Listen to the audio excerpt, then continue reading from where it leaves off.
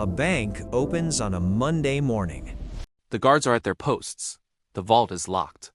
The cameras are rolling, but overnight, tens of millions of dollars are gone. No masked robber, no broken vault door, no alarm.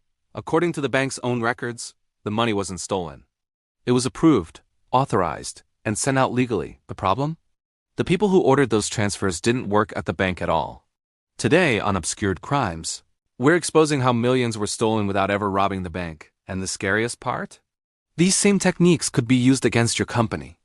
And your money. Almost $1 billion nearly disappeared from a central bank, without a single shot fired. A simple email reply, just one word, cost the company millions. And a cyber gang figured out how to make ATMs spit out cash on command. If you think bank robberies still involve guns and masks, you're already behind. My name is Tanveer, and you're watching Obscured Crimes, where we uncover the hidden side of crime, where the real weapon isn't a gun or a knife. It's information. Stay with me until the end, because I'll also share practical steps you can use to protect yourself from these exact attacks. Let's start with how bank robberies quietly evolved from guns to keyboards. When you think bank robbery, you probably imagine a movie scene. A guy in a mask kicks open the door, points a gun at the teller, and yells, "Everybody on the floor." Security cameras, die packs, police chase, the whole thing. But real criminals eventually realize something. Traditional bank robbery is terrible business. The cash in the branch is limited. Security is high. The risk of getting caught is huge. So the smartest criminals asked a different question. Why attack the vault when you can attack the instructions that tell the vault what to do? Inside a bank, money doesn't move because someone physically carries it. It moves because a system says, transfer this amount from account A to account B. Those instructions travel through things like SWIFT, the global messaging network banks use to send payment instructions to each other, wire transfers and internal banking software, online banking portals used by staff and customers. If a criminal can fake those instructions or trick a human into sending them, the bank will willingly push the money out, hands clean, vault untouched. And that's where our first major case comes in. In 2016, something unbelievable happened at the Bangladesh Bank. The Central Bank of Bangladesh, located in Dhaka. For months, hackers had been quietly inside the bank's network. They weren't in a rush.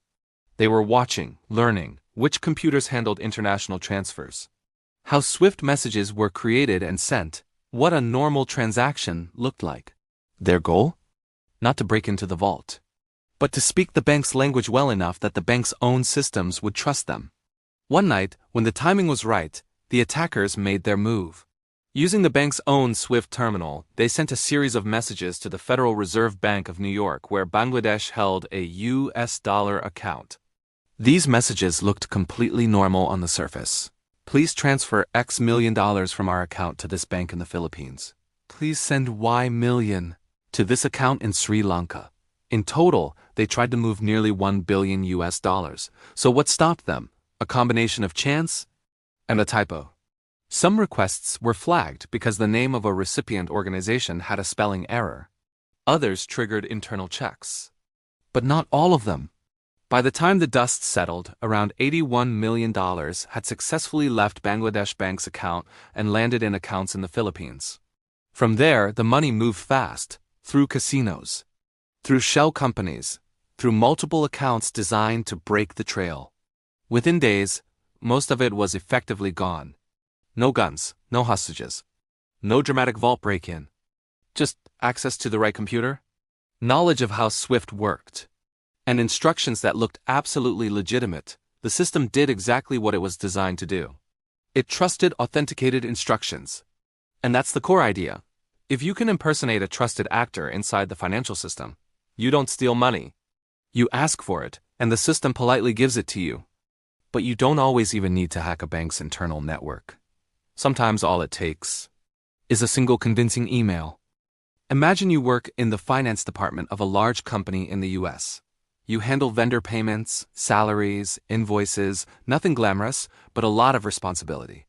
One afternoon, you get an email from your CEO. The sender address looks right, signature matches. The tone sounds exactly like them. Subject line, URGENT, confidential payment needed today. The email says something like, "We're closing a highly confidential acquisition." Only a few people know about this. I need you to wire $8.2 million to this account today. Time is critical. Do not discuss this with anyone. I'm counting on you. Now think about the pressure. It's from the CEO. It's confidential. There's a tight deadline. You don't want to be the person who delays a multi-million-dollar deal. So you log into the company's banking portal. You enter the account details from the email. You double-check the amount. And you click Submit. Just like that. $8.2 million leaves the company's account and goes to a bank you've never heard of, in a country you've never done business with. A few days later, in a regular meeting, you casually ask the CEO, "How's that confidential deal going?" The CEO looks at you and says, "What deal?" That's when the truth hits. The email was fake. This is called CEO fraud, or more broadly, business email compromise. Here's how criminals pull it off. They research the company. Who is the CEO? Who handles payments? What does the company's email format look like? They either hack a real email account or create a lookalike address. That's one letter off from the real one.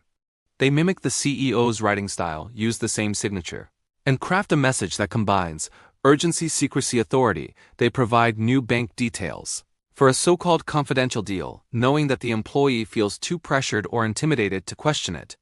From the bank's perspective, the transaction is perfectly valid. Correct login credentials. Usual IP address. No obvious red flags in the system. The only thing that was compromised was human judgment. This type of fraud has stolen billions of dollars globally from businesses, sometimes through nothing more than a well-crafted email.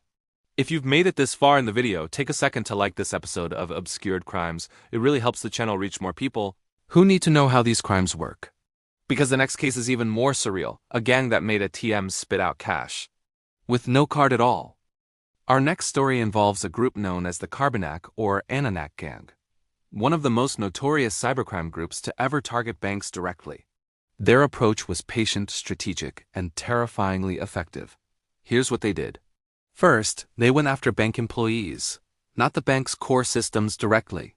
They sent carefully crafted phishing emails, fake invoices, security updates, job offers, anything that looked normal enough for an employee to click. When a victim opened the attachment, malware quietly installed itself on that computer. Now the attackers had remote access to the screen, keystroke logging, the ability to move around the network. But they didn't start stealing right away. For months, they just watched.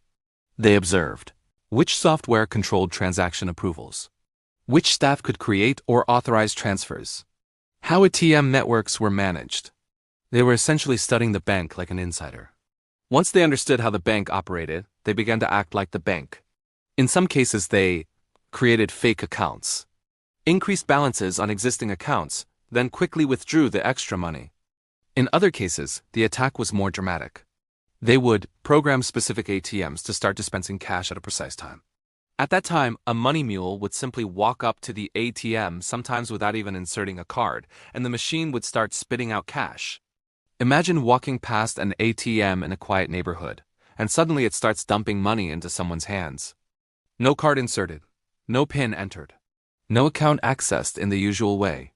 From the bank's perspective, it looked like normal ATM operations, because the command to dispense cash came from somewhere inside their own network. Carbanak is believed to have stolen hundreds of millions of dollars from banks around the world using methods like this. Not by tricking customers, not by robbing branches. By learning exactly how the internal systems worked, then blending in so well that the systems did the crime for them. Which brings us to you. Because while you might not run a bank, you do use online banking, payment apps, and email.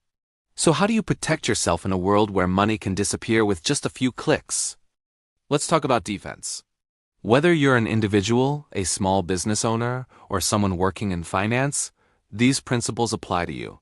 I'll keep them straightforward. 1. Don't blindly trust email. If you ever get a message that says, "Send money urgently," or "We changed our bank account," use this new one, especially if it involves large amounts. Do not rely on email alone. Call the person on a known, trusted phone number. Or start a new email thread using an address you know is correct. Don't just hit reply. Most big losses happen because someone trusted a message that looked right, but came from the wrong place. 2. Always verify changed bank details.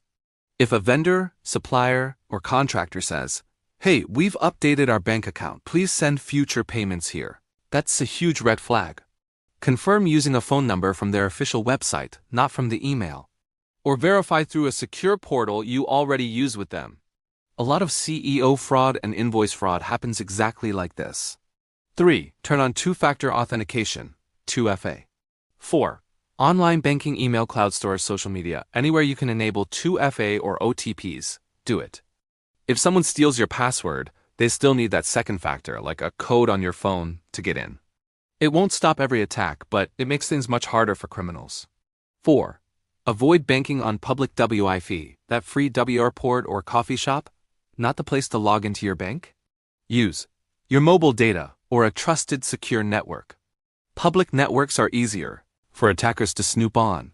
5. For businesses, use strong internal controls. If you run a company or work in one, large payments should require at least 2 approvals. One person should not be able to create and approve a payment by themselves. Train your staff, especially finance teams, about CEO fraud, phishing emails, urgent but secret payment requests. The best technical system in the world won't save you if your people aren't trained to be skeptical. 6. Turn on alerts.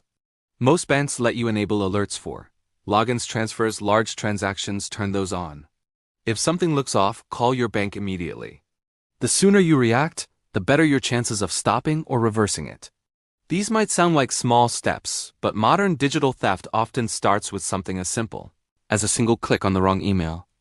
Today on Obscured Crimes, we saw how the Bangladesh bank lost $81 million when attackers abused the SWIFT system. A single convincing CEO email can move millions with just one reply. And the Carbanak gang turned ATMs into remote-controlled cash machines. No guns, no car chases, just systems, data, and human psychology. If this episode opened your eyes to how modern bank heists really work, take a moment to like this video. It helps more people discover the channel. Tell me in the comments, which story shocked you the most? Have you or someone you know ever been targeted by an online scam or fraud? And if you want more deep dives into cybercrime, financial fraud, and the hidden side of criminal operations, make sure to subscribe to Obscured Crimes and hit the bell icon so you don't miss the next episode. I'm Tanveer. Thanks for watching Obscured Crimes. Stay safe, stay skeptical, and I'll see you in the next one.